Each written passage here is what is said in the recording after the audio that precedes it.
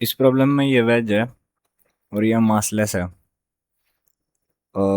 एक बॉल है, एक ब्लॉक है जिसका मास है कैपिटल एम। वो वेज के राइट साइड पे प्लेस्ड है, टॉप पे। ठीक है। तो और एक ब्लॉक है जो वेज पे बॉटम में प्लेस्ड है, उसका मास स्मॉल एम है। तो हमें क्या फाइंड आउट करना है कि find range of values of small m in terms of capital M and angle of inclination theta, so that when the upper block is released, the lower block starts sliding up the wedge. तो सबसे पहले veg का analysis कर लेते हैं एक बार।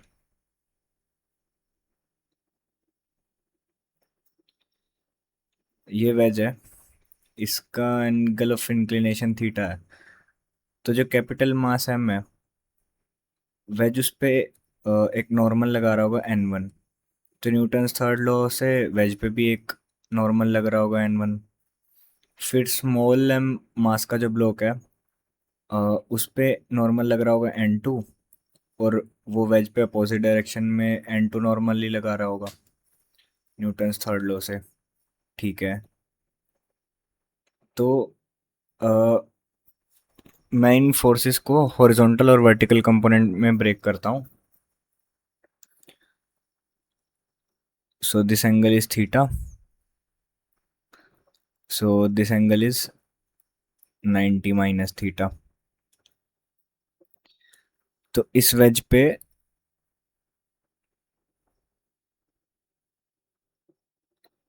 एक normal तो n1 sine theta x direction में आएगा, पॉजिटिव एक्स डायरेक्शन में। और n2 sine theta negative x direction में। इसके अलावा वाई डायरेक्शन में भी n2 और n1 का कंपोनेंट होगा। और ग्राउंड भी इस वेज पे एक नॉर्मल लगा रहा होगा n3। और इस वेज पे उसके अलावा mg फोर्स भी लग रहा होगा। लेकिन वाई डायरेक्शन में क्या फोर्सेस एक्ट कर रहे हैं उससे मुझे अभी मतलब नहीं है, क्योंकि मुझे वेज की एक्सेलरेशन निकालनी है एक्स डायरेक्शन में। ए एक्स ऑफ वेज निकालना है मुझे।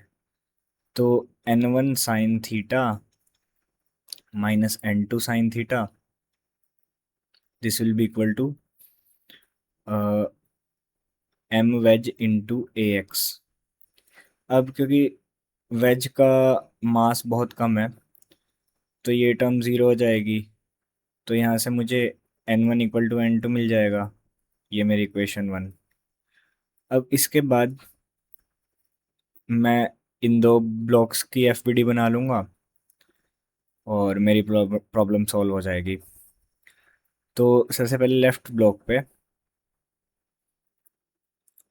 n2 लग रहा है। ये सब पहले राइट ब्लॉक का एनालिसिस कर लेते हैं। ये एंगल थीटा n1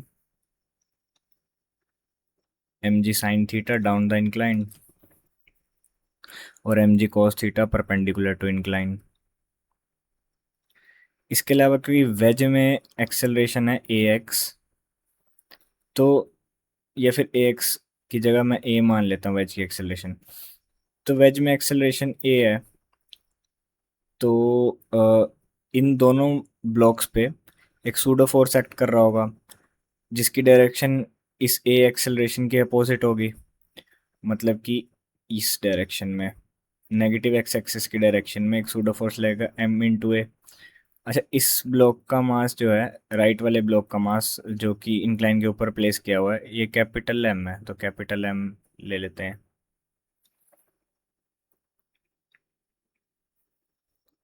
अब देखो, जब मैं वेज के फ्रेम में बैठ जाऊंगा तो मुझे इस बॉक्स पे ये सूडो फोर्स एम ए लगता हुआ दिखाई देगा, कैपिटल एम इंटू ए।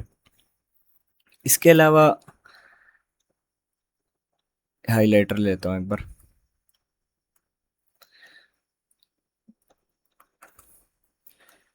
इसके अलावा अ, ये जो ब्लॉक है, जब मैं वेज के फ्रेम में बैठ जाऊंगा तो इस ब्लॉक का मोशन केवल डाउन द इंक्लाइन होगा। परपेंडिकुलर टू इंक्लाइन तो ये ब्लॉक मूव नहीं करेगा, नहीं तो इसका वेज से कांटेक्ट छूट जाएगा। तो इस ब्लॉक का मोशन केवल डाउन द इंक्लाइन होगा, परपेंडिकुलर टू इंक्लाइन नहीं होगा। तो इस चीज़ का फ़ायदा उठाते हुए मैं फोर्सेस का सम, इस ब्लॉक पे जो फोर्सेस हैं उनका सम ज़ीरो कर दूंगा परपेंडिकुलर टू द वेज की डायरेक्शन में। इस ब्लॉक पे जो forces perpendicular to the wedge direction में लग रहे हैं उन सभी का सम ज़ीरो कर दूंगा। सिमिलरली अब इस ब्लॉक का देखो, ये स्मॉल एम मास है जिस ब्लॉक का, उस ब्लॉक को देखो, उस ब्लॉक के लिए भी यही सीन होगा। पहले तो मैं इस पे फोर्सेस वगैरह लिखूंगा अभी, उसके बाद जब मैं वेज के फ्रेम में बैठूंगा तो परपेंडिकुलर टू द वेज तो ये ब्लॉक मूव करेगा नहीं, तो इस ब्लॉक पे भी वेज के परपेंडिकुलर जो डायरेक्शन है उस डायरेक्शन में जितने भी फोर्सेस होंगे उनका सम ज़ीरो होगा। तो ये चीज़ मैं करता हूँ। तो इस ये एंगल थीटा है, तो इस डायरेक्शन में कैपिटल एम ए साइन थीटा, तो capital M A sine theta plus N one equal to M ji cos theta, ये मेरी इक्वेशन टू होगी। अब इस स्मॉल मास एम वाले ब्लॉक का एनालिसिस करना बचा है। तो M G cos theta, M जी साइन थीटा, इसके अलावा pseudo force capital M A, ठीक है। हम्म, तो ये एंगल थीटा है क्योंकि ये एंगल भी थीटा है, तो एम ए कॉस थीटा और एम ए साइन थीटा, स्मॉल एम है इसका मास। So N two will be equal to small M into A sine theta plus small M G cos theta, ये मेरी थर्ड इक्वेशन होगी। अब प्रॉब्लम में देखो क्या क्या बोला है, हमें स्मॉल एम मास की वैल्यू निकालनी है किस कंडीशन के लिए, when the upper block when the upper block is released the lower block start sliding up the ways. मतलब ये जो लोअर ब्लॉक है ये वेज के ऊपर स्लाइड करना शुरू कर दे। अब वेज के ऊपर स्लाइड करने के लिए जो वेज के इंक्लाइन प्लेन में फोर्सेस है, तो वेज के इंक्लाइन प्लेन में अपर डायरेक्शन में फोर्सेस का sum should be greater than lower down the inclined forces का सम, ठीक है। मतलब कि एम ए कोस थीटा ये फोर्स अप द इंक्लाइन है और M ji sine theta down the incline है। So M A cos theta should be greater than M ji sine theta. अरे यहाँ पे स्मॉल मास है, एम स्मॉल एम है, so small M A cos theta should be greater than small M G sine theta, क्योंकि small M A into cos theta up the incline लग रही है और M ji sine theta down the incline लग रही है। ये मेरी फोर्थ इक्वेशन। अब ये N one into N one equal to N two यहाँ पे सब्सटीट्यूट कर दूंगा, तो N one equal to M A sine theta plus m ji cos theta, ठीक है। तो अब ये वाली इक्वेशन और ये वाली इक्वेशन, इन दोनों को रिजॉल्व करूंगा, तो ये जो एन वन की वैल्यू है इस इक्वेशन से एन वन की वैल्यू इक्वेशन टू में पुट कर देता हूँ। M A sine theta plus m ji cos theta equal to capital m ji cos theta. अब ए की वैल्यू निकाल लेता हूँ।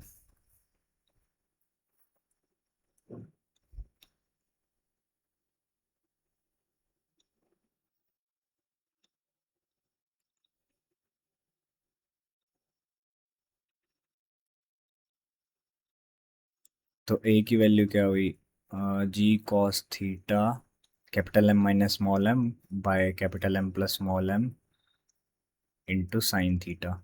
अब इस ए को बस यहाँ पुट करना है और अपना आंसर आ जाएगा। तो एम जी कॉस थीटा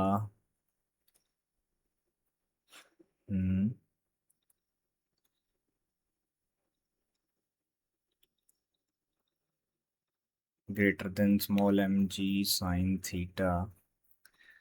ये स्मॉल एम जी कैंसल, तो cos square theta capital M minus small m greater than sine square theta capital M plus small m. अब हमें स्मॉल एम की वैल्यू फाइंड आउट करनी है, तो small m की terms को अलग से लिख लेंगे। हम्म, तो capital m cos square theta minus sine square theta greater than small m cos square theta plus sine square theta. अब ये तो 1 हो जाएगा, और ये कॉस टू थीटा की आइडेंटिटी होती है, so capital m into cos two theta should be greater than small m. ये आंसर।